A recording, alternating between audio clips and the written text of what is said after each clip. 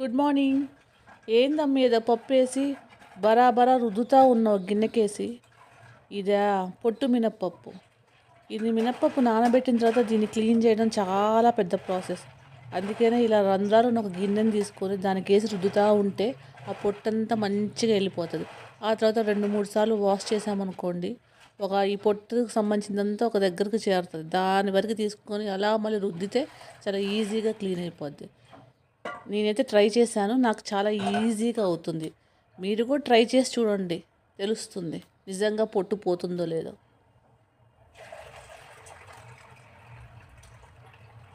అలాగని పొట్టు మొత్తం క్లీన్ చేసుకోకండి, కొంచెం ఉంచండి. అలా చేసిన పిండితో చేసిన వడలు చాలా టేస్టీగా ఉంటాయి. నేనైతే చాలా ఎంజాయ్ చేస్తాను ఈ వడలు. ఎన్ని తింటున్నా సరే ఇంకా తినాలనిపిస్తుంది.